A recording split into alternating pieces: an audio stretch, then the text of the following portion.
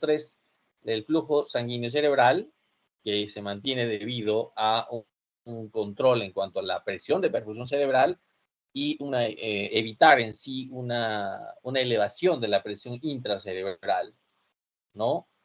Y eso también se ha mencionado claramente. Cuando hablamos de un flujo sanguíneo cerebral, normalmente hay mecanismos compensadores que van a autorregular, ¿no? Van a autorregular básicamente cuando disminuye el CO2 o disminuye el oxígeno, ¿no? La hipocarbia, lo que llaman la hipoxia, ¿no?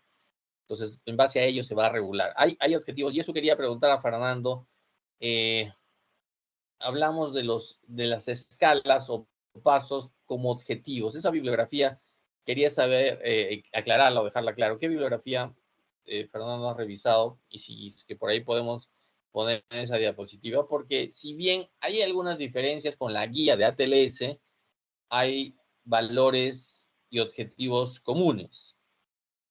No sé si me está escuchando, Fernando. Si por ahí lo podemos poner, por favor. Quiero dejar en claro porque ahorita también les voy a presentar algo más, pero la siguiente. Está bien, me parece excelente lo que se ha hecho. Ahorita vamos a hablar de la posición de la cabeza. También, la siguiente, hay otra. Los pasos en objetivos del sodio, por ejemplo, el siguiente creo que es la siguiente. Esa, los tier 0, tier 1, 2, 3, 1, 2, 3. ¿De dónde salió esa bibliografía? Sí, doctor, lo saqué, es una tabla de un algoritmo de UpToDate. Recuerden que el UpToDate en sí es una bibliografía de consulta, resumen, pero siempre busquemos a qué autor pertenece, ¿no? Para tener clara la bibliografía, ¿no? Porque en sí parece ser un resumen o lo han jalado de otra. Y esto ahorita se van a dar cuenta por qué. Miren esos valores del tier 0, por ejemplo, el 1, el 2, ¿no? Hay objetivos. Eso es la terapéutica, el manejo de la terapéutica, el TEC severo, basado en objetivos, ¿ah? Que ahorita les voy a mostrar algunas cifras también importantes. Bien, me han explicado bien lo que ha sido la doctrina de Monroe y Kelly, ¿no? Que es, como bien lo han explicado, el cerebro es una cavidad rígida, que hay mecanismos compensadores y el proceso de una lesión o una lesión ocupante o una masa es de crecimiento lento, pero cuando es un trauma, estos mecanismos muchas veces no logran compensarse, ¿no? Allí ese está en el ATLS y está en varias bibliografías, esta doctrina de Monroe y Kelly, ¿no? Que lo primero que va a drenarse es el volumen venoso, ¿no? Y el líquido cefalorraquídeo. Después viene el volumen arterial, ¿no? Que ocupan un espacio. ¿No? Esto muchas veces se adapta mejor en un proceso crónico, ¿no? Una lesión tumoral, pero no tanto sucede en un trauma. En un trauma, y muchas veces el trauma severo menos va a tener estos mecanismos y se va a dar simplemente la hipertensión endocraniana como un síndrome, ¿no?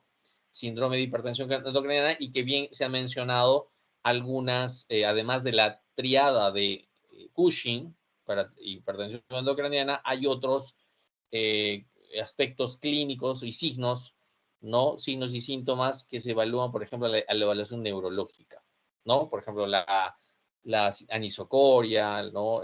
La alteración pupilar, ¿no? La parálisis pupilar, ¿no? Entre otros signos neurológicos, ¿no? Alteraciones de pares craneales, ¿no? El séptimo, el octavo, ¿no? Etcétera, también se pueden comprometer. Solamente para fijar, miren, ya que está en la diapositiva y quiero recalcar, la presión intracerebral es un rango. No podemos hablar, sí hablamos como promedio 10 milímetros de mercurio, pero es un rango entre 5 y 15, ¿ya? Y la presión de perfusión cerebral, me pusieron ahí creo que de 80 a 100, algunas bibliografías hablan de 60 a 100, promedio 80, ¿no? Que es la presión que me ayuda a mantener un adecuado flujo sanguíneo cerebral para un adecuado metabolismo cerebral, ¿no? Que ayuda, permite adecuadas funciones metabólicas cerebrales. ¿Listo? Es importante, ¿no? Ya sabemos que el oxígeno básicamente se mantiene indemne, o las funciones son basadas en el oxígeno y en la glucosa, ¿no? Pero necesitamos para ello, para producir energía. Y es importante un flujo sanguíneo cerebral que, como vemos allí, es 40-50 mililitros por 100 gramos de tejido cerebral. Y esto se mide. Miren, todo esto se va a medir un monitoreo que puede ser un monitoreo invasivo. Normalmente se hace hasta ahora en los hospitales, acá yo he visto solo invasivos. Se habla de monitoreos ya no invasivos de la presión intracerebral, además de la presión de perfusión cerebral, ¿no? Hay monitor de medición de presión intracerebral, además de drenaje, como bien lo ha presentado, por ahí me parece también Fernando, lo ha presentado, que hay, a la vez que se mide la presión, se drena, ¿no? Se drena líquido cefalorraquídeo, ¿no? O es lo que mayormente se puede drenar, ¿no? En algunos casos también el volumen sanguíneo. Bien, quiero aclarar algo en cuanto a las escalas de severidad, porque hay formas de clasificar. Quiero que acá se preste mucha atención. La escala de Glasgow tiene sus limitaciones, como bien se ha mencionado, porque no evalúa pacientes que están intubados, por ejemplo, o que no tienen, son afásicos, tienen afasia, ¿no? De expresión, por ejemplo. Tienen limitaciones, por eso se utiliza la escala, por ejemplo, que es descrito como la 4, ¿no? Que tiene un parámetro más, ¿no? También, que evalúa no solamente los reflejos cerebrales, sino también si el paciente está intubado o no está intubado. Los reflejos del tronco cerebral, ¿no? Como vemos, los reflejos motores, corneales, sí, equivale un poco más de tiempo. Por esa misma razón es que la escala de Glasgow, si bien evalúa, clasifica la severidad, pero desde el punto de vista de hacer un triaje a mi paciente. Un triaje, porque si eso me clasifica en un TEC leve, moderado, severo. Si yo tengo un TEC severo, un traumatismo encefalocráneo severo, pues definitivamente tengo que darle mi tratamiento completo para un trauma craneoencefálico severo. Y desde que voy del ABCD, la vía aérea, no preservar la vía aérea, proteger la vía aérea en sí hasta el final, hasta lesiones secundarias. ¿Listo? Por eso me sirve como triaje. Y es lo primero que voy a hacer, triar a mi paciente, hacer un triaje a mi paciente. ¿Listo? Para saber qué voy a hacer. Es muy diferente tratar a un TEC leve, en la que de repente no necesito proteger mi vía aérea, o sea, es decir, intubarlo, a un paciente que tiene un Glasgow menor a 9, en la que se puede aspirar y generar un paro respiratorio por el simplemente hecho, o simplemente porque la lengua cae hacia atrás, no hay un buen control, ni no para la deglución de sus propias secreciones. ¿No? El paciente pues no tiene un control, ¿no? Se está afectado de repente hasta el tronco cerebral. Entonces se tiene que hacer un triaje, porque en este caso tengo que proteger mi vía aérea, intubarlo, colocar mi bolsa mascarilla, ¿no? Mi equipo de bolsa mascarilla, o si tengo a la mano un ventilador mecánico, ¿no? Conectarlo a un ventilador mecánico. ¿Listo? Por eso es muy importante la escala de Glasgow como triaje. Puede alguno ya en la UCI o un manejo más de emergencia o intensivo aplicar esta escala de Full Outline of Responsiveness, ¿no? Esta escala pues puede utilizarse, pero toma un poquito más de tiempo y este es un manejo más, de repente más de especialidad, ¿no? Entonces, ustedes, y ha sido pregunta de examen, la escala de Glasgow, por ejemplo, si es menor a 15 a 13, es un TEC leve, si es menor, de menor a 13, de 12 a 9, moderado, y menor a 9 o de 8 a 3, severo. ¿Ya? Es para triar a mi paciente. ¿Listo? Bien. Cuando yo hago mi triaje y hago el abordaje, en el ATLS hay lesiones, tanto, mejor dicho, hay una evaluación primaria y una evaluación secundaria. Cuando aplicamos el protocolo ATLS, que es soporte avanzado para trauma, yo tengo que evaluar a mi paciente en el lugar del accidente y también si ya lo trajeron al hospital, en el hospital. Entonces hago un abordaje primario y una evaluación secundaria. La primaria, el ABCDE, y la secundaria, en un segundo momento, terminada la primaria, evaluar las lesiones por trauma torácico, abdominal, extremidades, ¿no? Fracturas, ¿no? Sangrado a cavidad cerrada o abierta, abdominal, ¿no? Trauma torácico, tórax inestable, fractura costal, ¿no? Tengo que evaluar en un segundo momento, no en otro día, es terminando nada más, es muy dinámico y luego hago una reevaluación hasta terciaria que equivale a hacer una revisión completa, ¿no? Pero quiero que se fijen en eso, básicamente, y tengo que pedir las imágenes. Las imágenes. ¿Por qué? Porque voy a determinar, como bien lo han explicado, y ahorita quiero hacer preguntas, hay lesiones primarias, secundarias, y dentro de las primarias, las focales, las difusas, y las secundarias, bueno, pues estarán pues las hernias, el síndrome de hipertensión endocraniana, con todas las consecuencias, ¿no?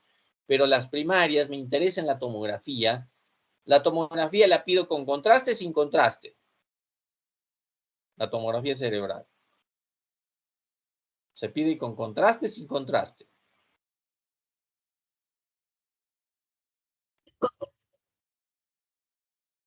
Fabiola.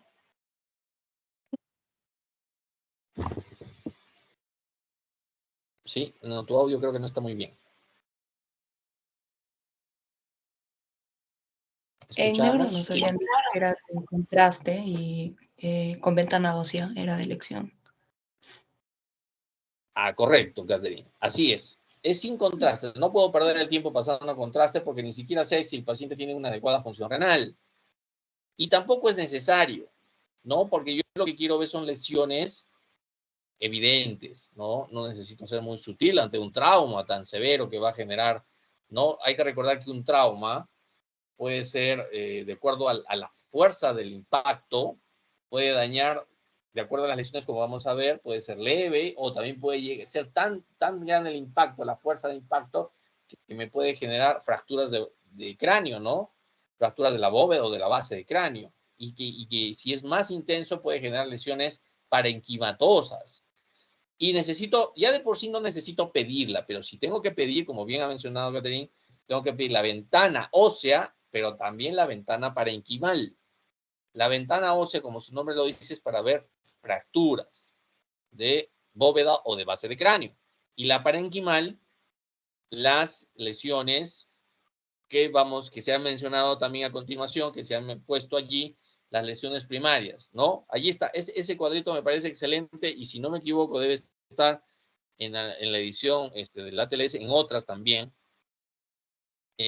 como por ejemplo las lesiones focales, que es el hematoma epidural, subdural y la lesión intracerebral, ¿no? O hemorragia intracerebral. Las difusas, miren, la contusión, que es más que nada la contusión cortical. Hay también la contusión múltiple, la hipoxia, la lesión isquémica, bueno, la lesión axonal difusa, el edema cerebral difuso, ¿no? Están entre las lesiones cerebrales. ¿Por qué decimos focal? La focal la puedo ver en la tomografía. Las difusas a veces no se ven en la tomografía. Tendrían que ser muy groseras. Muchas veces tengo que pedir en este caso especial, una resonancia. ¿Listo? A veces no se ven, porque son justamente lesiones difusas.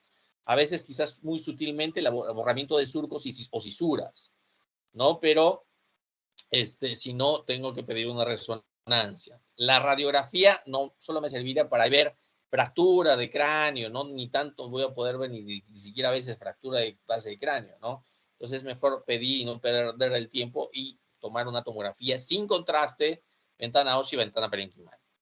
A ver, ¿quién me explica rápidamente, por favor, quién ha estado atento de los que no han expuesto, excepto Daniela, Fernando, Viana y Carla, cuál es la diferencia entre un hematoma epidural y subdural? Y ahí están las lesiones. No me pongan la diapositiva todavía, por favor. Las diferencias entre un hematoma epidural y subdural. Valeria, a ver. Buenas tardes, doctor. Ya, a ver, que el hematoma epidural es una colección de sangre que está por encima de la dura madre y el hematoma subdural es por debajo de la dura madre. Ahora, con respecto al tiempo, en cuanto al hematoma epidural, suele ser temporal, al tiempo, estoy distraída, perdón. Al lugar, quise decir al lugar, es temporal o era temporoparietal. En cambio, el subdural agudo es como una manzanita, creo que nos lo describían, ¿no? Un plátano y una manzanita. Bueno, eso es como nos lo diferencian siempre en fotitos. Em, Después, ¿qué más? Ah, el hematoma subdural se forma esa colección de sangre en menos de 72 horas, el subdural.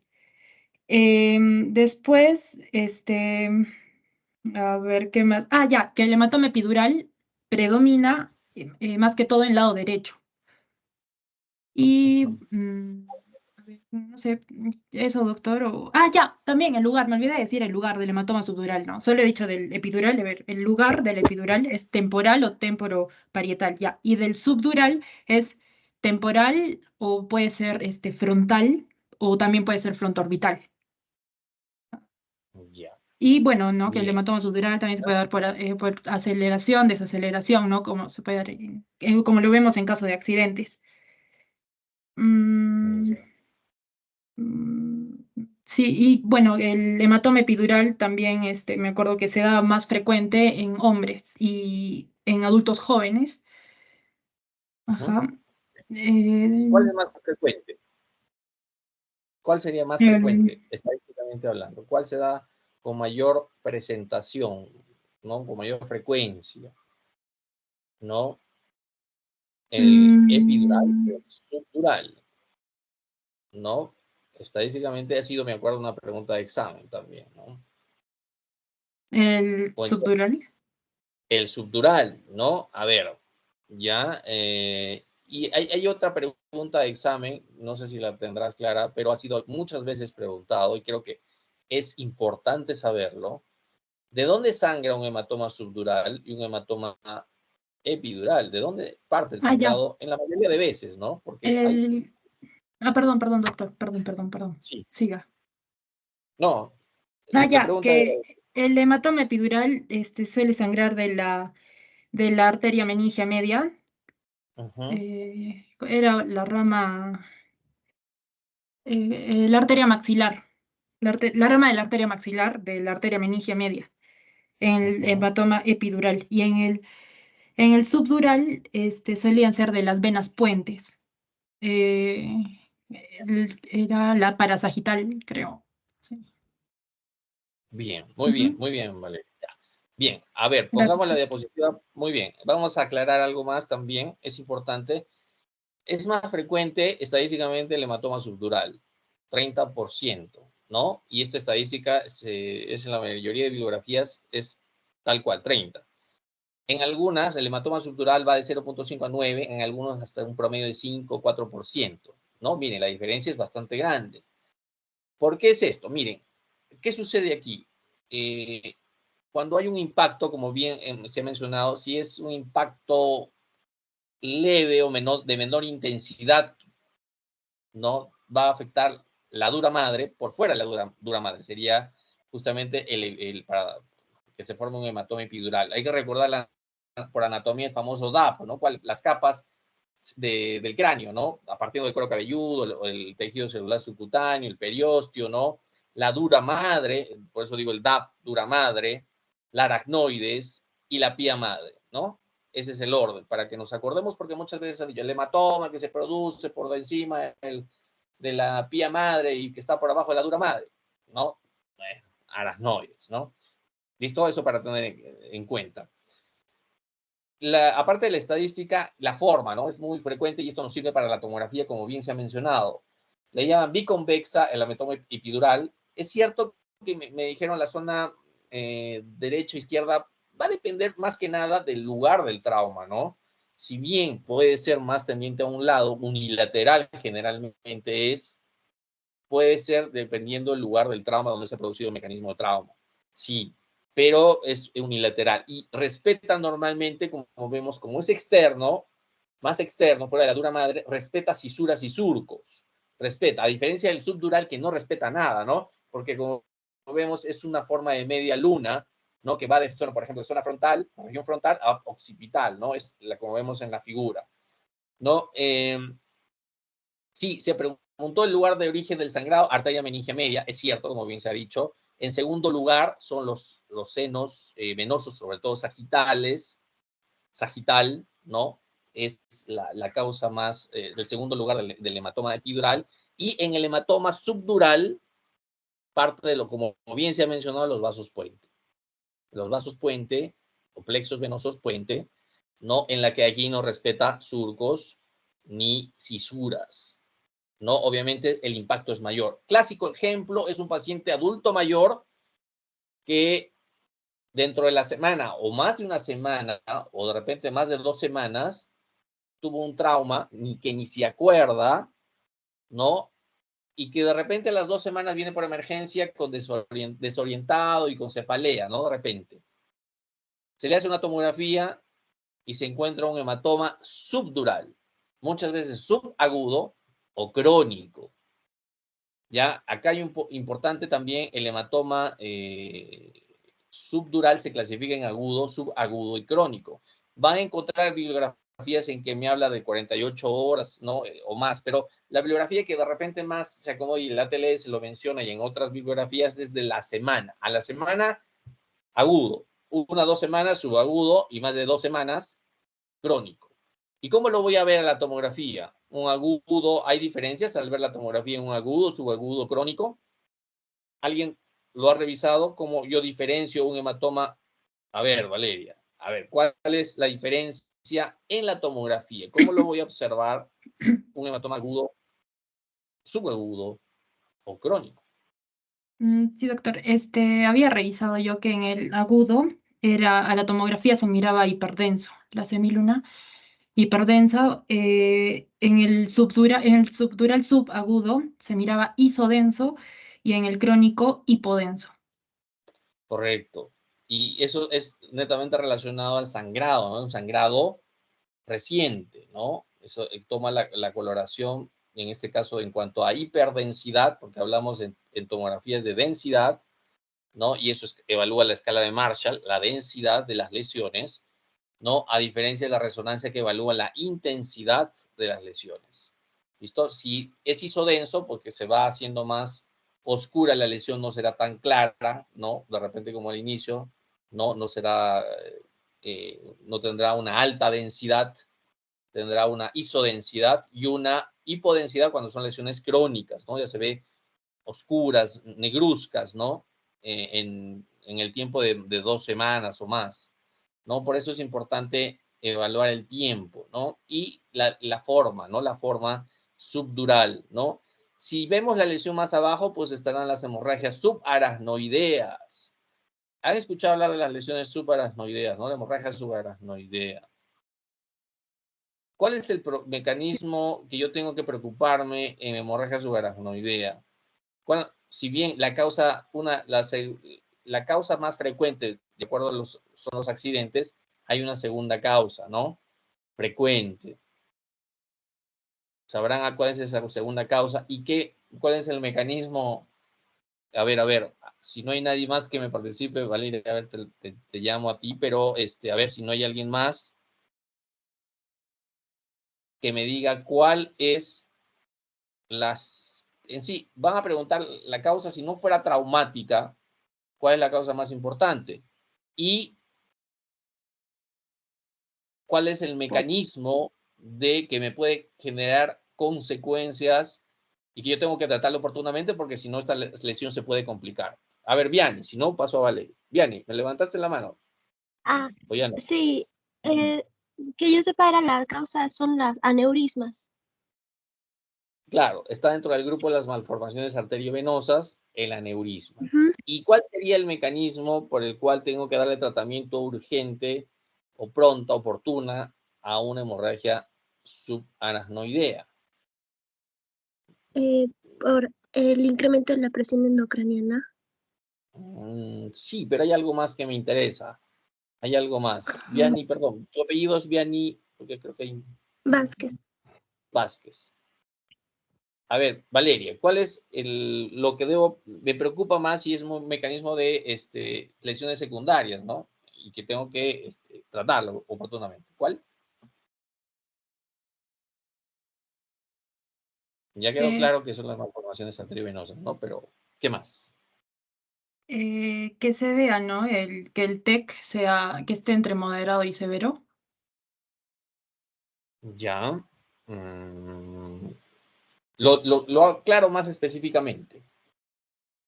Yo me debo preocupar en una hemorragia subaracnoidea de un infarto cerebral. ¿Por qué? A pesar que es una hemorragia, ¿eh? Pero sí me tengo que preocupar también de lesiones isquémicas. ¿Por qué? Hago la pregunta. Porque puede también ocasionar lesiones a nivel del propio cuerpo, pues puede generar una parestesia del lado contralateral en donde está sucediendo esa hemorragia, podría ser. Pero, ya, pero ¿por qué se produciría, teniendo yo una hemorragia subaracnoidea, por qué se produciría más bien un infarto cerebral? A ver, le doy tres participaciones ya. En los próximos segundos, si nadie me levanta la mano. A ver, ¿cuál es el mecanismo por el que se daría el ACV, una enfermedad cerebrovascular de tipo isquémico, sabiendo que es una hemorragia?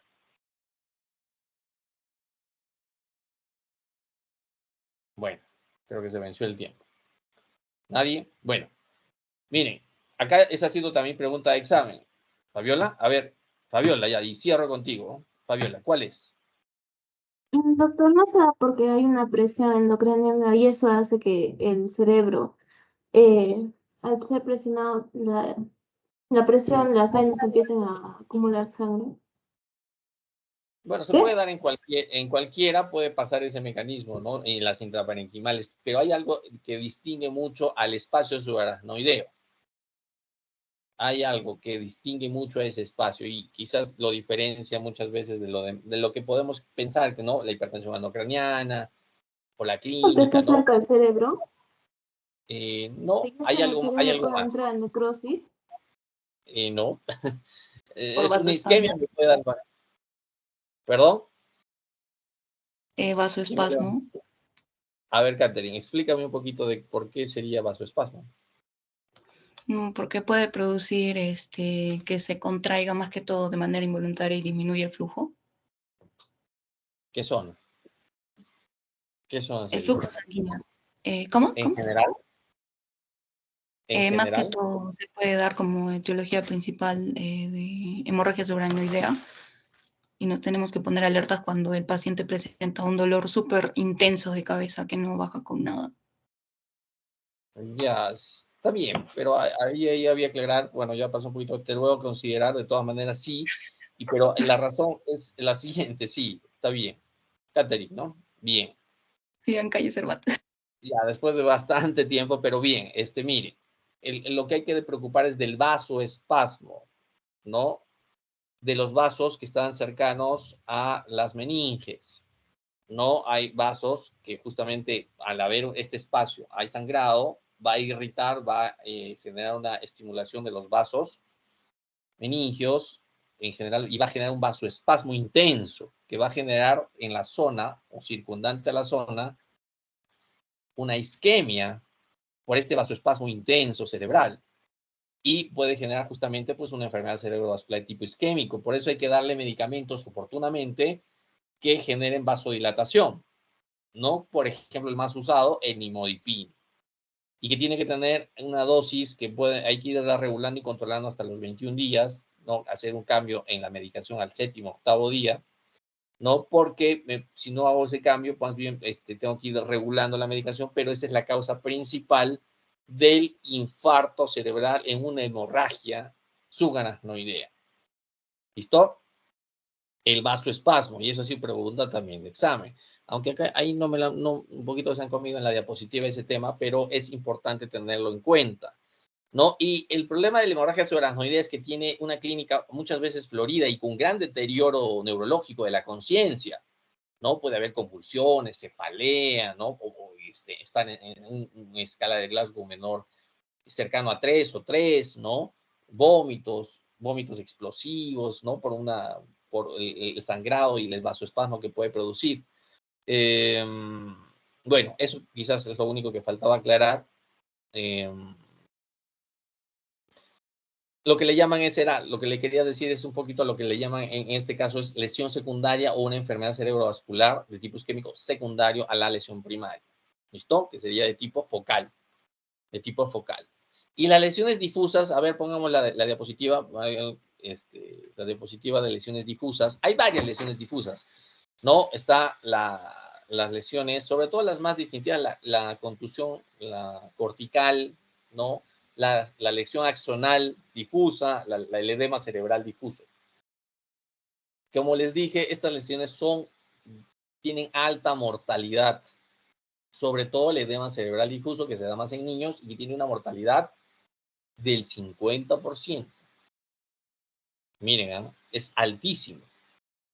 Quizás, a diferencia de las otras, las de mayor mortalidad son las difusas, y en la que el edema cerebral, por ejemplo, difuso, no hemos hablado de edemas, ¿no? Citotóxico, vasogénico, intersticial, ¿no? Pero el de mayor mortalidad es el edema citotóxico, ¿no? Hay muerte neuronal. Se da sobre todo en niños, ¿no? Tienen un pésimo pronóstico. Y me pueden dar también lesiones isquémicas, ¿no? Infartos lacunares, ¿no? En esa zona. Bueno, en la zona del impacto, pero también en general. Como es una lesión difusa, ¿no? Y me sirve un poco de ayuda a la resonancia, ¿no? Bien, hay lesiones secundarias, algunos lo ponen en la clasificación de las difusas, las hernias, ¿no? Las subfalcinas, de la circunvolución del cuerpo calloso, o las uncales, ¿no? Del uncus temporal, ¿no? Porque hay que tener en cuenta que al aumentar la presión intracerebral, ¿por dónde se van a herniar las estructuras cerebrales, la masa encefálica? Por los agujeros anatómicos, los agujeros magnos, los agujeros de los vasos, en las arterias, ¿no? Por allí se van a herniar. Y entonces son lesiones también de muy mal pronóstico, elevan muchísimo la mortalidad. Bien, y ya para ir terminando, lo que quiero es tener en cuenta algo en cuanto a los objetivos. Y en cuanto al tratamiento, incluido el TBM, el traumatismo vértebromedular. Los objetivos, ¿ya? Entre los objetivos, ahorita les voy a presentar rápidamente un caso clínico, pero hay algo que me olvidaba y es importante. En un trauma cráneoencefálico, ¿sirven o no sirven los corticoides? A ver, primero que me levante. ¿Sirven o no sirven los corticoides? Trauma encefálico, ¿ah? A ver, 5 segundos, si no, ya lo están leyendo. A ver, ¿alguien ha escuchado corticoides? ¿Sí o no? Sí, pero se menciona que no es recomendado porque no sirve. Bueno, eso hablamos también de la clase de neuro que hicimos TEC. Entonces, Sí, me he dado más cuenta, que todo porque decía que los efectos era sobre la mortalidad, pero, ¿cómo decían? Dentro de los 14 días, si no me equivoco, pero al final dijo que no servían. Pero finalmente, ¿sí o no? Catherine, No, me quedo con el no, le creo. Con duda con el no. Valeria, ¿tú te quedas con el no o con el sí? No, sí, yo también iba a decir, no, doctor. ¿Por qué no? No, porque para TEC, o sea, el tratamiento que he visto, generalmente si es moderado y severo, se hace ya es quirúrgico. Y en el caso que sea un tratamiento médico, se aplica este tipo, mantener al paciente con la cabeza más elevada, ¿no? Creo que son 30 grados, algo así, se levanta su cabecita. Y también sí se consideran analgésicos, anticonvulsivantes, quizás antibióticos, ¿no? Pero no mencionan absolutamente nada de corticoides. Ya.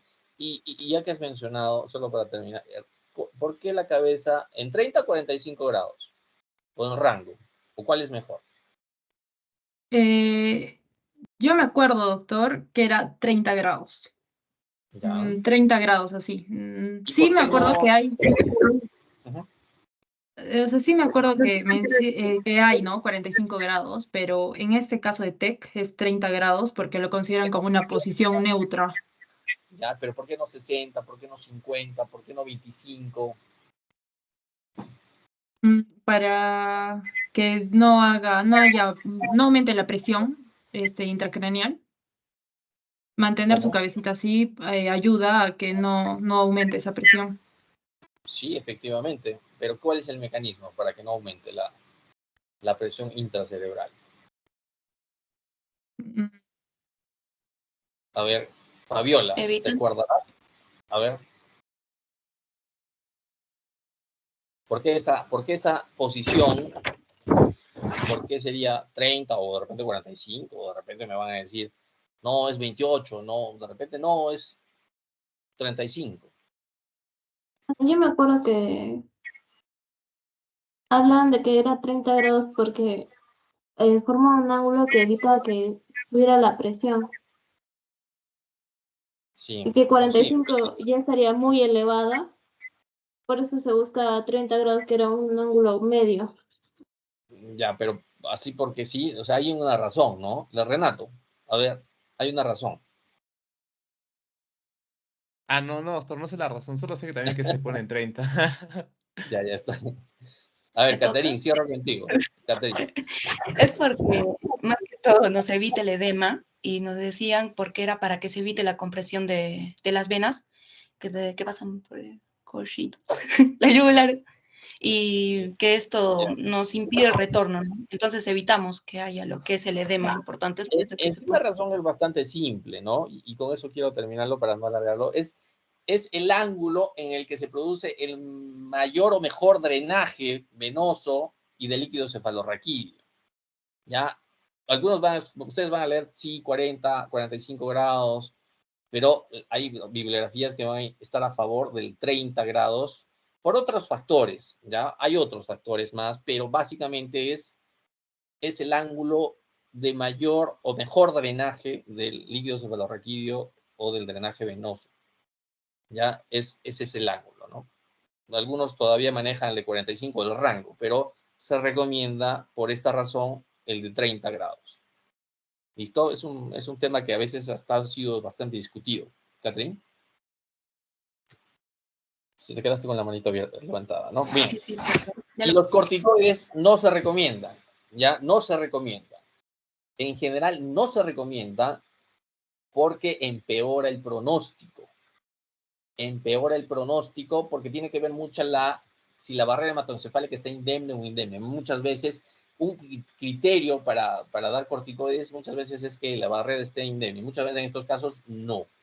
Y el tipo de edema también. El tipo de edema en el que sí funciona y que se ha visto en ese tipo muchas veces de edemas, si es que lo hubiese, es el citotóxico, o hay otros tipos, ¿no? El intersticial, pero en fin, en el que funciona y se ha visto la mejoría clínica es en el edema vasogénico cuando hay una lesión tumoral o una lesión ocupante de espacio.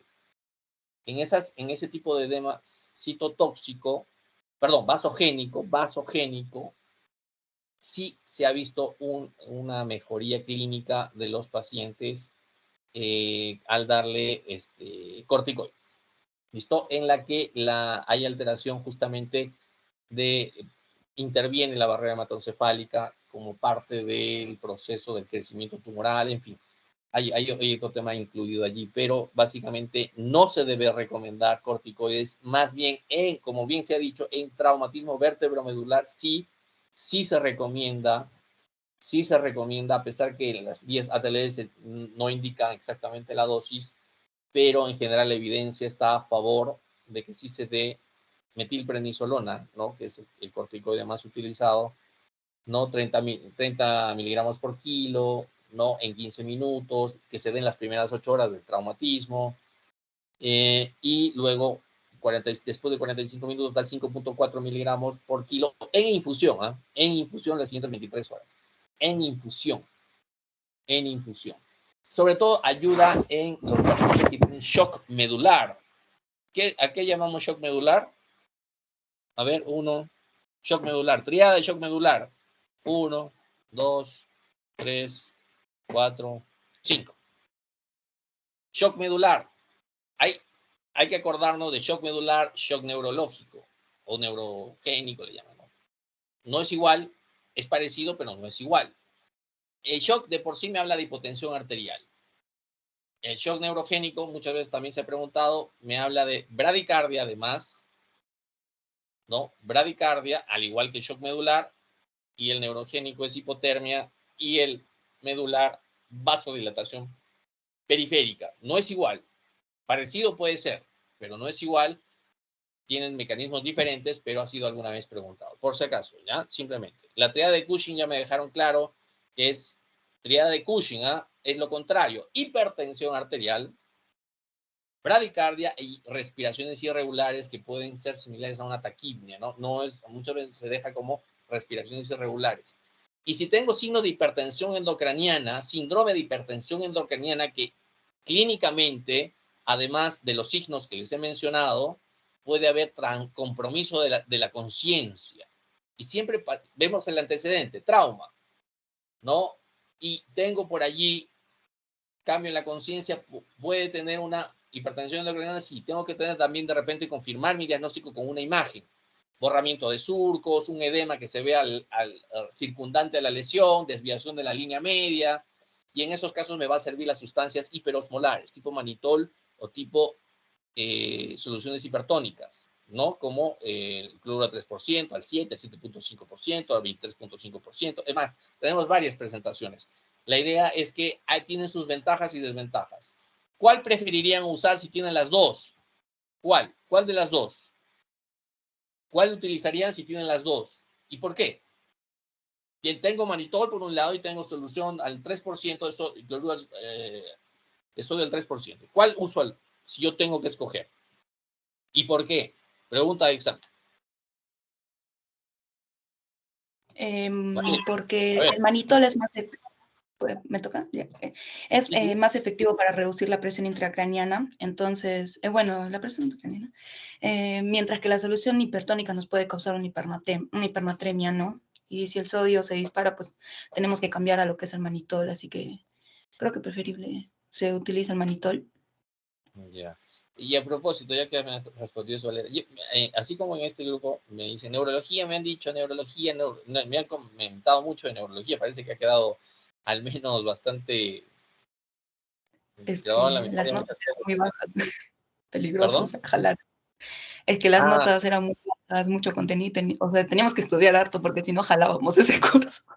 Correcto, sí, me entiendo. Otro grupo me han dicho neurología, bueno, pero nadie me hablaba de otras cosas, de otras rotaciones, pero es importante, ¿ya? Y lo que me has dado es una razón, sí, pero hay muchas más razones.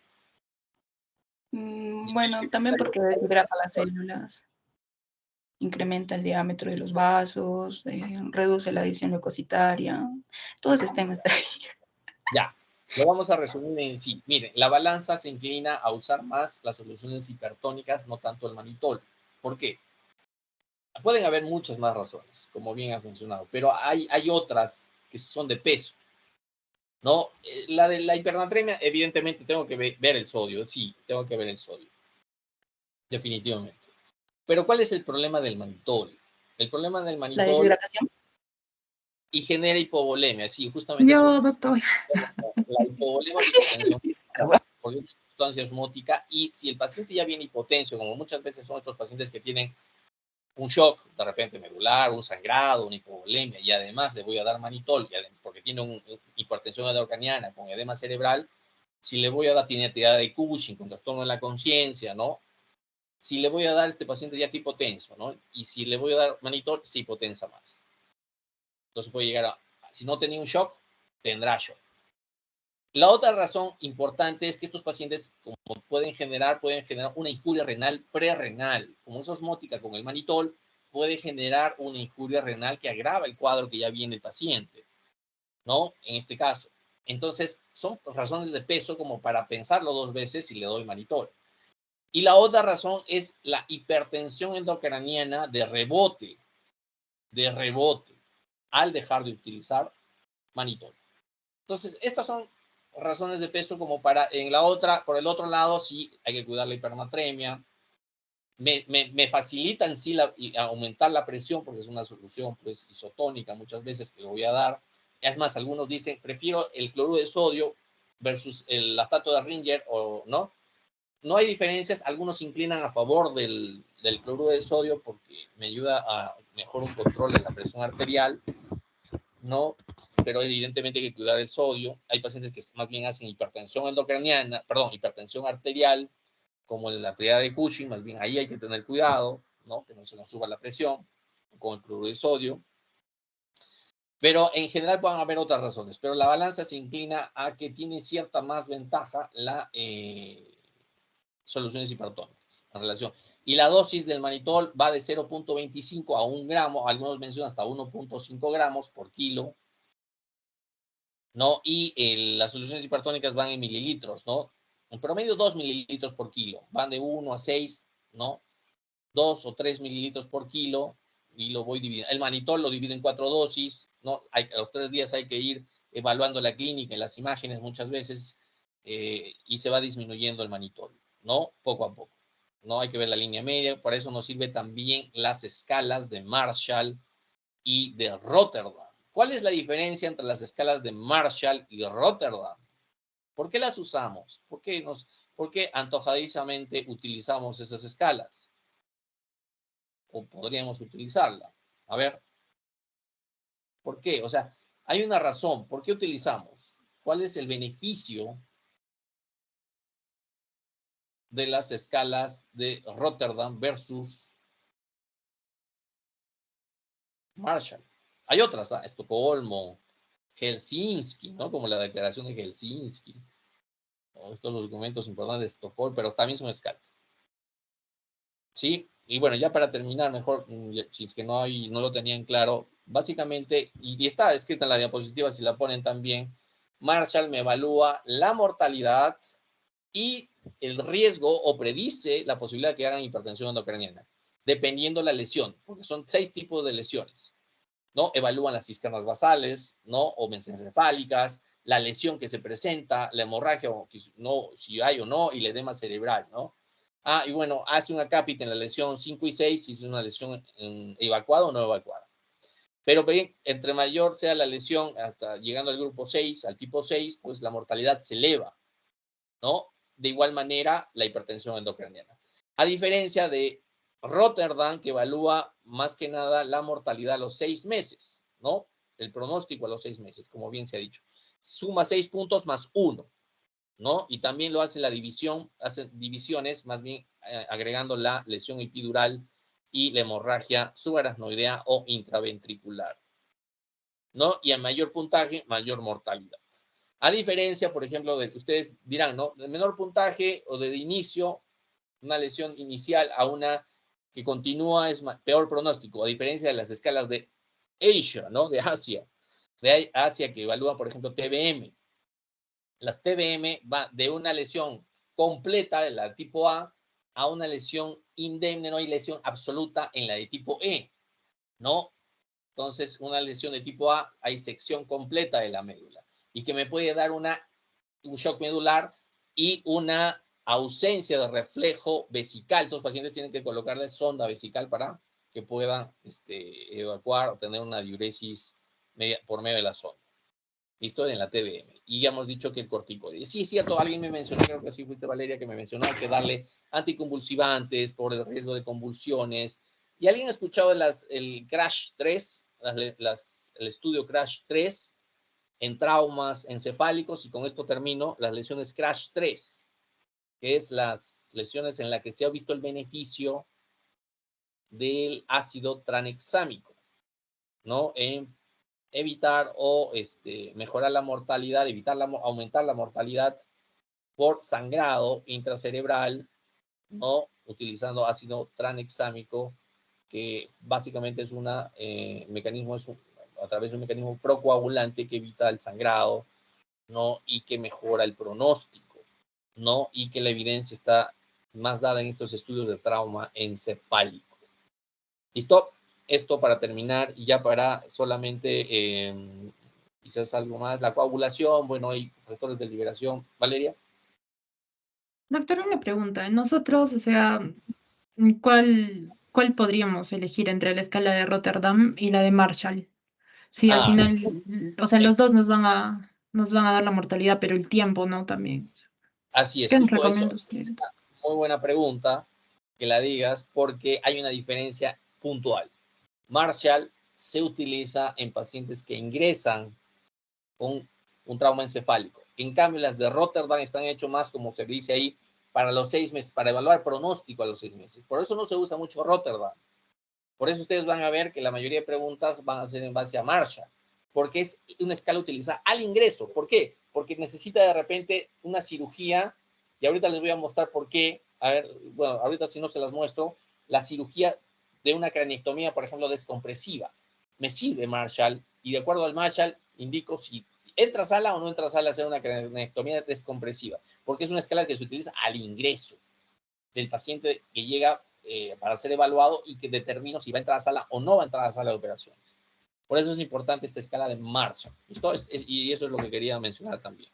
Y ahora, para terminar, ya se los muestro justamente esto quería para que quede claro y en razón a esta pregunta que me has hecho, ¿vale? Y quiero aclararlo.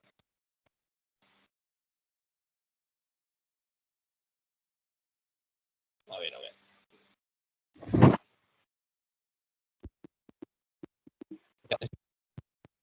5 minutos y nada más. Bien, esto es lo único que quería compartir, este casito. Solamente, este es un caso típico, clásico y de examen, ¿eh? Por si acaso. Y de aplicación clínica cotidiana. A ver, miren, si se observa, me avisan, perfecto. Esto es un paciente típico, ¿ah? Es un paciente de 38 años, varón, clásico, que sale de su casa manejando una moto a alta velocidad para llegar a su centro de trabajo. Y en la mitad del camino se encuentra con un camión tráiler que invade su carril, invade el carril contrario, está en sentido contrario y no puede evitarlo, no puede, y se estrella. Y tras el impacto el cuerpo sale desplazado 10 metros.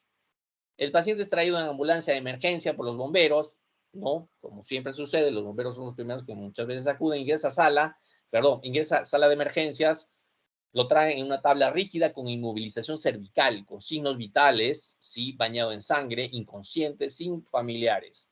Al examen físico, miren, la apertura ocular, al estímulo doloroso, hay apertura ocular, a la respuesta verbal hay quejido solamente, retirada de la extremidad del sentido dolor, se evidencia lesión contusa en la región parietal, con fractura de cráneo, con regular sangrado externo, escoriaciones múltiples, probable fractura de pierna derecha, la presión arterial está en 90-60, la temperatura de 36, la saturación de oxígeno 84, la frecuencia cardíaca 108, la frecuencia respiratoria en 26, la hemoglobina, miren, en el laboratorio está en 6 gramos por decilitro, las plaquetas 80.000, el sodio 135, el potasio 5.3, el AGA, está el pH en 7.35, la presión parcial de oxígeno 55, la PCO2 en 38 y la presión intracerebral en 20. ¿Cuál sería el manejo secuencial más apropiado para este paciente? A ver, necesito 1 o 2 voluntarios para que me digan qué harían en primer lugar. Quiero el inicio de su manejo. ¿Cómo harían para manejar a este paciente una vez que ingresa donde ustedes están en una emergencia, ya sean como médicos o internos de medicina, y son ustedes los únicos que lo van a recibir? ¿Cuál sería su inicio de manejo de este paciente que lo traen accidentado? Con signos de vida, con signos vitales, porque si el paciente, en el lugar del accidente, le hacen evaluación para soporte básico vital y no tiene signos de vida vitales, pues se aplicará el algoritmo de RCP básico, ¿no? O soporte básico vital. En este caso está con signos vitales. ¿Cuál sería y es más, ahí les dejo la foto? ¿Cuál sería el manejo? El manejo que ustedes inicialmente harían. Ingresa el paciente y ¿qué es lo que harían en primer lugar, segundo, tercer lugar? Solo los primeros 5 pasos estaría más que suficiente. A ver, Valeria, a ver. Ya, doc, por doble punto, así no. Y a ver, si me equivoco me corrige, doctor. A ver, yo primero chequearía a mi paciente sus vías aéreas. Confirmaría que estén libres, vías aéreas libres. Vería la ventilación del paciente, su presión de oxígeno y su presión de dióxido de carbono. En la presión de oxígeno, pues no, tengo que ver si está mayor a 100, la de dióxido de carbono si está entre 35 y 40, y bueno, después verías la circulación del paciente, ¿no? Le pediría exámenes de laboratorio. Ahora, en ventilación, por ejemplo, lo ideal sería lo que estoy mencionando, ¿no? De oxígeno, dióxido de carbono, pero ya, por ejemplo, si la presión de oxígeno está menor de 60, o la de dióxido de carbono está mayor de 50, creo que esos ya son criterios para mandarlo a UCI porque lo tienen que intubar al paciente. Ahí su escala de Coma-Glasgow debe estar, por lo que nos ha mencionado, debe estar menor a 9 todavía más o menos, ¿no? Bajo. Entonces eso también es un criterio probablemente para intubarlo. Le pediría exámenes de laboratorio para saber el grupo sanguíneo, factor RH. Le pediría hemograma, electrolitos, glucosa, creatinina. ¿Qué más? Tiempo de protrombina, tiempo. Era ¿cuál era? Siempre me confundo. TPT y TP. Era tiempo de protrombina y tiempo de. Siempre me confundo, doctor, entre esos dos. Ya bueno, es su AGA, su análisis de gases arteriales. Y por último, le pediría exámenes radiológicos, ¿no? Como ha sido un choque de una moto, le pediría también una radiografía lateral de su columna cervical, ¿no? También está Ujú. involucrado ahí. Le pediría una radiografía de cráneo, anteroposterior lateral. Y también le pediría una tomografía del encéfalo.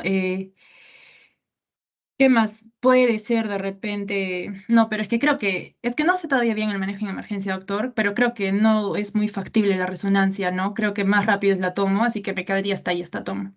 Ya, doctor, es lo que yo haría. Correcto. Te hago una pregunta puntual o dos preguntas. Este paciente, específicamente de este paciente, ¿lo intubas o no lo intubas? ¿Le colocas tubo endotraqueal o no le colocas tubo endotraqueal? Sí, sí, doctor. Mi respuesta sería sí, yo sí lo ¿Por haría. qué? ¿Por qué lo harías? Porque tiene, a ver, ¿dónde están para? O sea, mientras usted está leyendo el caso clínico, yo he estado ahí como que tanteando la escala de Glasgow. A ver, voy a leer. Ah, ya, a ver, está, dice bañado en sangre, inconsciente. ¿Dónde ha leído? Ah, El examen físico, a ver, al examen físico dice. sí, ya. Ajá, ya. Examen físico, apertura ocular al estímulo doloroso, ¿no? Ahí sobre 5 puntos, digamos, ya estaría quizás en 2 puntos, más o menos, aproximadamente. La respuesta verbal, quejidos, también más o menos estaría entre 2, ¿no? Aprox. Ahora, sí, sí tiene, dice, retira extremidad al sentir el dolor, pero también está, ya, ese sí podría estar bien, por ejemplo, ¿no? La Ujú. cuestión es que aproximadamente, así tanteando, porque es subjetiva la escala de Glasgow, yo diría que está entre 9 más o menos, 9. ¿no? Más o menos. Es mi percepción, De repente me estoy Ya, equivocando. Yo sí bien. lo intubaría. Sí lo Y intubaría. también su presión intracraneana está en 20. Lo normal es hasta 15, me parece. 10, 15 es lo normal en adultos, ¿no? Y está en 20. Ya, sí, yo sí lo intubaría, doctor. Está hipotenso, Ya. su saturación está bajísima, está en 80. Bueno, no bajísima, pero está baja, ¿no? Bien baja, Le pondrías 84%. oxígeno. Sí, claro. ¿Y hasta cuánto le aumentarías el oxígeno? ¿A Doctor, qué ya nivel? tengo mi punto. Ya No, no me ya, está hagan bien. más preguntas. Solamente quiero aclararlo, nada más. ¿Le estás poniendo oxígeno o no le estás poniendo oxígeno? Yo sí le pondría oxígeno, claro, porque está saturando súper bajo. ¿Y hasta cuándo buscas Ahora, que se active? ¿Hasta 100? no, ya te quedas tranquilo con 92, Ya, 90, 92. correcto. Bien, hemos hecho el mejor Ah, esfuerzo y creo que eso lo valoro sí. muchísimo. A ver, Mm. quiero, y ahorita voy a terminar simplemente aclarando algunas cosas. A ver, Renato, ¿estás de acuerdo y algo más que agregar aquí? Renato, a Sí, ver. primero le hago, como dijo, el ABC. Después checo la escala de Glasgow. O sea, primero veo, ¿no? Cómo es politraumatizado, veo el ABC, inmovilización del cuello, todo. Que despeje vías aéreas. Y después le hago escala de Glasgow, leve, moderado, severo. Aquí entra en severo. Está en un, para mí es un 2 2 4 sería un 8 para mí. Y ya, con eso ya lo Bien. intubo. Le hago tomografía Esa más es tu razón radiografía. fundamental. Con 8 lo Sí, intubas. ¿Por qué lo intubas con 8?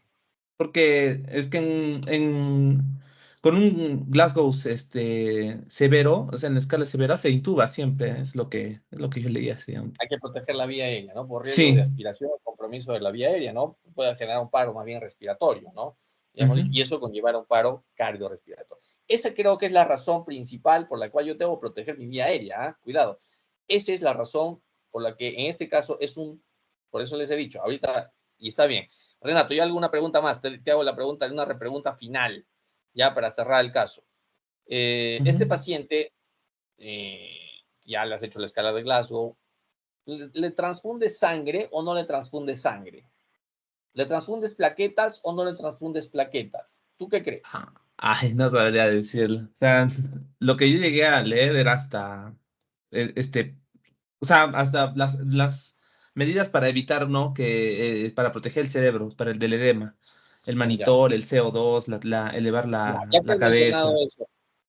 has mencionado cabeza. eso, Renato, ¿le pondrías manitol o solución, o ya, tienes cualquiera de los dos ya, pero le pondrías manitol o solución hipertónica? No digo que escojas, ¿no? Pero ¿le pondrías o no? ¿Y por qué? Yo creo que sí le pondría solución hipertónica. ¿Y por qué? Para evitar pues, el edema cerebral al principio. ¿Evitar o de repente ya tiene? Es que, no, ya tiene edema cerebral, pero para reducir lo que tiene de edema. Bien. Bien, Renato. Ya claro esto. Espera, alguien más que no haya participado, por favor, estoy dando la chance ya para cerrar. Yo sé que han rayado hoy día, hay quienes han rayado con las participaciones, pero estoy dando opción a alguien más si no ha participado, por favor. Yo sé que este es un horario inusual, pero quien ha participado más bien hago pregunta puntual, ¿ah? Valeria, pregunta puntual. Hago la pregunta Eh, puntual. yo no usaría solución hipertónica, doctor, porque el sodio del paciente está en 130, ¿dónde está? En 135. Y hemos dicho que la solución hipertónica tenemos que tener cuidado porque el sodio se nos puede disparar, ¿no? Podemos Pero causarle peor. el sodio, pero ¿cómo está el sodio ahorita? El sodio está normal, pero, o sea, está normal, pues 135 a 145 es lo normal, pero tenemos que tener, es que, a ver, yo me acuerdo que la solución hipertónica era preferible en UCI, o sea, así tal cual, se utilizaba bastante en UCI, pero también tenemos que tener cuidado con el manitol por cuestión de la hipotensión del paciente, porque el manitol te dice, no, o sea, no te dice, perdón, doctor, cómo me estoy expresando, qué horrible. O sea, el manitol, tenemos que cuidar la hipotensión, sobre todo cuando la presión sistólica está en 90 y ahorita la de nuestro paciente está al límite. Entonces, ya, no utilizaría el manitol, totalmente descartado, porque ya mi paciente está en hipotensión y peor, lo agravaríamos a nuestro paciente, cero manitol. Ya Y esa es mejoraste un la pregunta poquito, puntual, doctor. quizás, bueno, la pregunta puntual, ya, si ya me has mencionado la presión, te estás fijando en la presión arterial media, la presión sistólica. No, la sistólica, la presión arterial sistólica. ¿Y cuál es, por qué te basarías que está bajo o está normal esa presión sistólica? ¿Cuál es el rango, el objetivo? El objetivo podría ser que, bueno, algunos pacientes suelen tener la presión un poquito inferior a lo ideal, ¿no? Que 120. Entonces, hasta 110, hasta 100 podría ser, doctor, de la presión sistólica. Pero ya cuando es menor de 90, ya estamos hablando de hipotensión sí o sí. Bien, ya. Bien, vamos a considerar, es cierto que algunos ha dejado huella la rotación de neurología, pero vamos a hablar desde el punto de vista del trauma encefálico. Y está bien, hay algo que aclarar aquí. Miren, hay que manejar un orden. Cuando manejamos, miren, yo alguna vez, si bien manejamos a veces en emergencias, he manejado en algún momento pacientes con trauma encefálico, hay el protocolo, hay guías de ATLS que establecen, y tuve la oportunidad también de llevar este curso que dura 3 días, es bastante exigente, porque son maniquís, y no solamente maniquís, son pacientes simulados, ¿no? Que a veces como lo hacen en los clinical skills, en los STEPS, ¿no? También para Estados Unidos, es algo parecido, ¿no? Entonces se habla de pacientes simulados, entonces hay que actuar oportunamente y en una secuencia y de forma ordenada. Miren, este paciente que ingresa con ustedes, porque este paciente le han tenido que hacer una evaluación primaria y secundaria en el lugar del accidente. Obviamente, es un paciente que ya tiene signos vitales, no se ha activado el algoritmo, el protocolo de soporte básico vital, más bien se ha activado lo que es el seguir el algoritmo de ATLS en este caso. No hay otros, ¿no? ITLS, por ejemplo, es otra. otra escuela, ¿no? Que es de emergencias, ¿no? Sistema de emergencias, de emergencistas. En este caso, le han aplicado, miren, y no pongo la foto, no es por poner la foto, es una foto porque le han tenido que intubar a este paciente en el lugar del accidente. Cuando han evaluado a este paciente en el accidente, en el lugar del accidente, pues, tenía signos vitales, le han hecho una escala de Glasgow rápida, en el que si mantiene esa escala de Glasgow, si ustedes sacan, es 8, como bien me ha mencionado, me parece, Renato, 8, no 9, debería ser menor a 9 en todo caso, porque eso me clasifica este trauma como severo. Severo. ¿Listo? Y ya de por sí, hablar de trauma severo es diferente a hablar de los traumas moderado o leve, y en el que sí tengo que obligadamente proteger mi vía aérea, por las razones que hemos explicado. Hay que intubar a este paciente y darle ventilación con un dispositivo bolsa mascarilla, ¿no? En este caso, bolsa más bien, bolsa tubo endotraqueal, ¿no?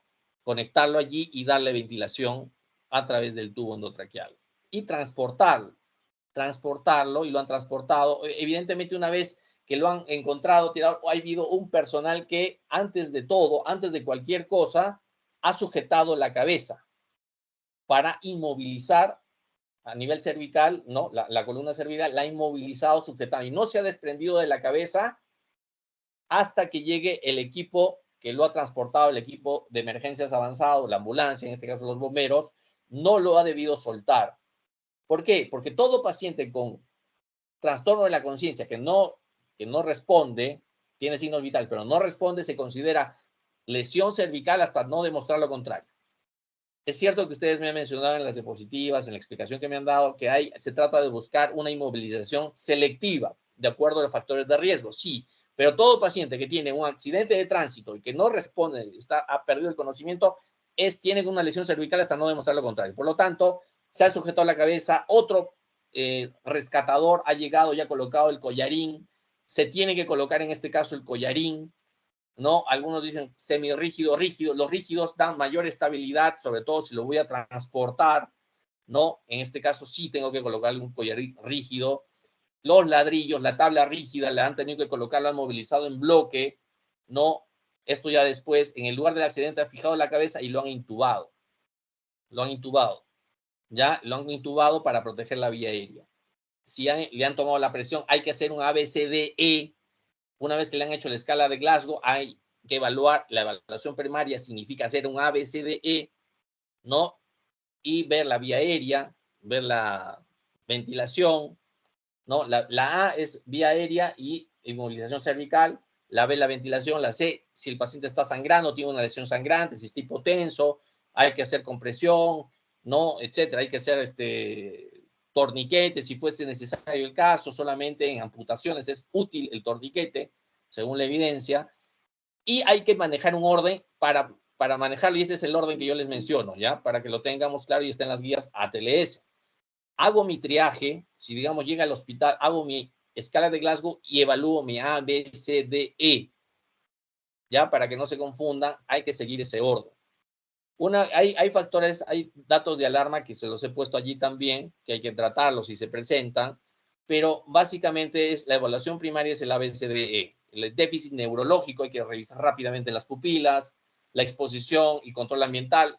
Para esto siempre el primer paso a seguir es la escena segura, ¿verdad? Yo no me acerco al paciente si no evalúo primeramente mi escena segura.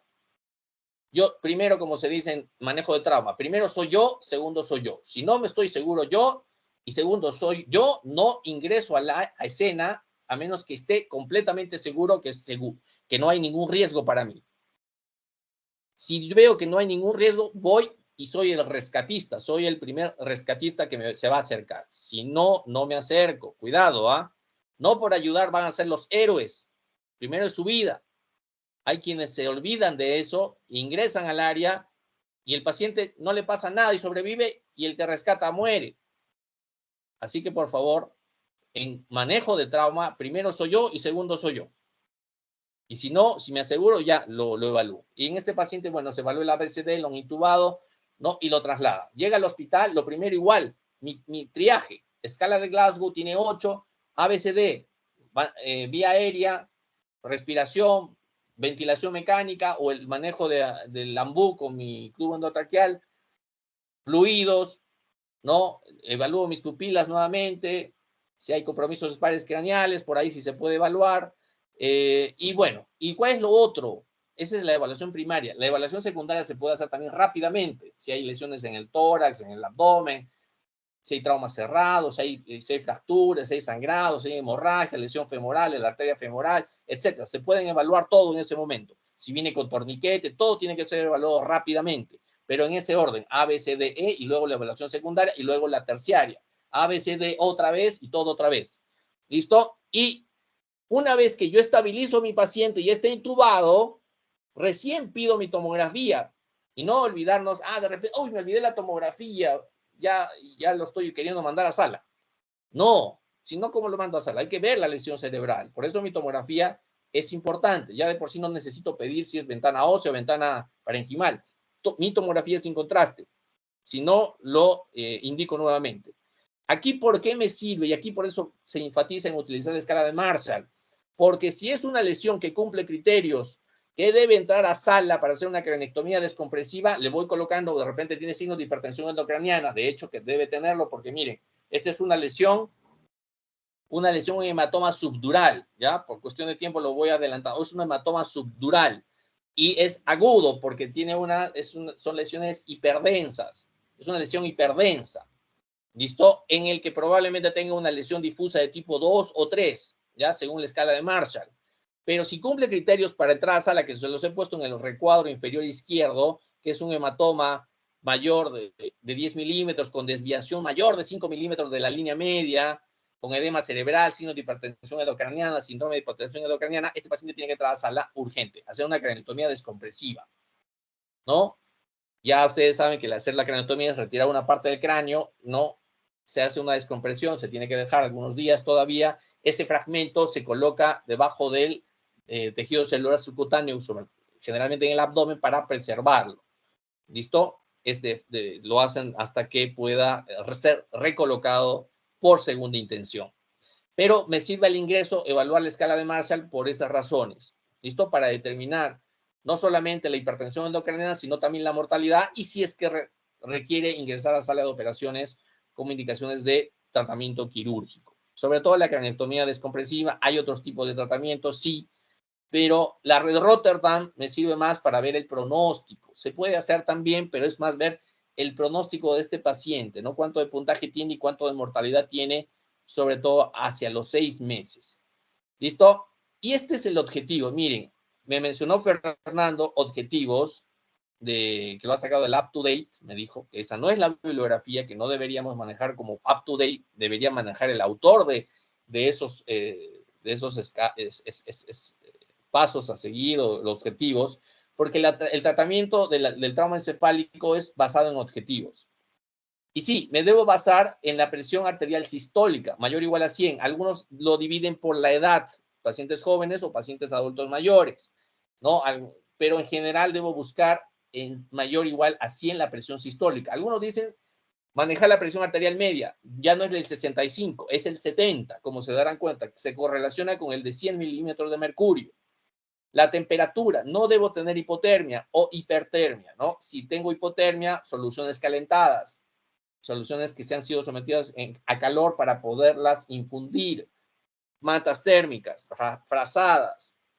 Si tiene hipertermia, control con medicamentos de la hipertermia. La glucosa empobrece el pronóstico en los extremos, sea menor la hipoglicemia o sea hiperglicemia. La hemoglobina, transfusión restrictiva. Si la hemoglobina está menor a 7, transfundo sangre, paquete globular. El objetivo es transfusión restrictiva, menos de 7 y paquete en paquete hasta lograr el objetivo al menos de 7 o más. El tema de la anticoagulación, hay que ver si es que se liberan factores de coagulación durante el trauma, como dijimos, ¿no? Si es que sobre todo hay sangrado, ¿no? Factor tisular, entre otros. Hay que evaluar el INR, el tiempo de protrombina, ¿no? El índice cociente normalizado internacional. Si es mayor a 1.4, igual a 1 o igual a 1.4, hay que darle de repente plasma fresco congelado porque contiene los factores de coagulación para disminuir este tiempo de protrombina y INR. El sodio. Cuando damos soluciones hipertónicas, como bien me mencionó por ahí Valeria, se puede permitir hasta un sodio de 155, como mencionó en las guías. Sí, si doy solución hipertónica, pero finalmente, esto sí le doy solución hipertónica, pero mi objetivo final, como objetivo para mantener una natremia, debe ser una isonatremia de 135-145. Es cierto que hemos optado, por razones evidentes, como bien se ha mencionado, la solución hipertónica para evitar la hipotensión arterial. ¿No? Porque tenía una presión, un PAN que equivale a 65, que está por debajo de 70. Entonces, si consideramos la PAN, ¿no? Pero sí debería yo darle, permitirlo hasta 155, pero no más, considerando que ya es alto, ¿ah? Ya es alto, pero mi objetivo final, fuera de la solución hipertónica, es poder lograr llegar a un valor de isonatremia. ¿Listo? 135, 145. La presión parcial de oxígeno debe ser, en mi muestra de gases arteriales, mayor o igual a 100. ¿Listo? Es muy diferente hablar de la saturación de oxígeno. Miren, la saturación de oxígeno me basta y me sobra llegar a 95 o más, pero ese es el valor que yo debería llegar. La hiperoxia más bien es dañina y no se recomienda llegar a 100 de saturación de oxígeno. ¿Listo? La presión parcial de oxígeno, la presión de CO2 de 35 a 45, eso va ya a depender del ventilador. Cuando se eleva el CO2, ¿no? Se da vasodilatación. Cuando baja, vasoconstricción. No me ayuda la vasoconstricción, ni tampoco la vasodilatación. Tengo que mantener un valor estándar, de un valor normal de CO2. El pH 7.35, 7.45. Las plaquetas, miren, tenía 80.000. No le transfundo plaquetas porque está el objetivo cumplido, mayor o igual a 75.000. La presión de perfusión cerebral, si le colocamos un monitor de presión intracerebral y de presión de perfusión cerebral, debemos tener objetivos mayor o igual a 100 si estamos haciendo todas las medidas, ¿no? La posición de la cabeza, si estamos controlando mis valores de presión sistólica. Hay que recordar que una lesión ocupante en el cerebro me hace disminuir muchas veces por la presión intracerebral. Hay un mecanismo compensador, ¿no? Va a disminuir la presión de perfusión cerebral por la lesión y el cuerpo aumenta su presión sistólica, pero si la tiene baja hay que aumentarle con fluidos. ¿Listo? Mejorando, como ya hemos dicho, con cloruro de sodio de repente al 0.9%. La presión intracraneal entre 5 y 15, ¿no? De acuerdo al monitor, de acuerdo a eso voy controlando. La presión de perfusión tisular cerebral también se puede medir con el monitor o sacarlo de forma calculada, mayor o igual a 15, y la saturación, como les dije, mayor o igual a 95. Son objetivos que están establecidos basados en la evidencia, ¿no? Para que tengamos un mejor pronóstico y disminuyamos la presión intracerebral, que si sobrepasa de 20, llega a 22 sobre todo, el pronóstico es muy malo. Es muy malo, este paciente eleva muchísimo la mortalidad o si sobrevive puede generar secuelas irreversibles, ¿no? Con gran discapacidad, elevando costos millonarios a todo nivel del sistema de salud. Por eso se indica un tratamiento oportuno basado en estos objetivos. Bien, ya nos hemos excedido, no me quiero exceder más, igual nos vamos a ver mañana con una clase dinámica que lo vamos a hacer con ustedes sobre RCP. Les pido por favor revisar las guías. Algunos me han dicho, quiero revisar la ERC del Consejo de Resucitación Europea. Lo pueden hacer. Si, yo les recomiendo de todas maneras revisar detenidamente las guías de la Asociación Americana del Corazón, de la AJA. Me parece algo más práctico, ya sabemos, vamos a ver por qué. No quiero, mañana todavía no vamos a hablar de soporte avanzado. No se metan todavía a hablar de soporte avanzado, porque lo que importa es manejar un poco desde el punto de vista de manejar la secuencia, ¿no? Yo sé que ustedes van a tener de repente una clase práctica preinternado, que creo que es lo correcto y creo que todos deberían hacer, el saber manejar el soporte básico vital y el avanzado. ¿Listo? Bien. Si no hay ninguna pregunta, consulta rápida, nos estamos viendo mañana a las 6. Doctor, Sí. En el tema del manejo de avanzado, nos mencionó que nos podía mandar la bibliografía. No sé si puede enviárselo a Cielo para que lo comparta. Claro que sí, ya se lo envié. Sí, ya se lo envié. Ya deberían tenerlo. Es más, yo les dije, me lo piden, pero creo que me lo han pedido no hace muchos días. Pero ya se lo envié, por favor. Sí, doctor. Para que si no lo tiene, para que lo puedan tener y puedan, no es complicado, yo no lo veo muy complicado en el tema de tratar de hacer una revisión importante. No se olviden los pasos de la guía de prácticas, por eso es lo más importante. No se vayan a hablar, por ejemplo, mucho de otras cosas que no estén en la guía, que lo importante es que manejen lo más importante con miras a este curso preinternado y su manejo en el internado y a futuro, ¿no? En su manejo profesional. ¿Listo? Si no hay otra pregunta, nos vemos mañana. ¿Hay alguna pregunta más?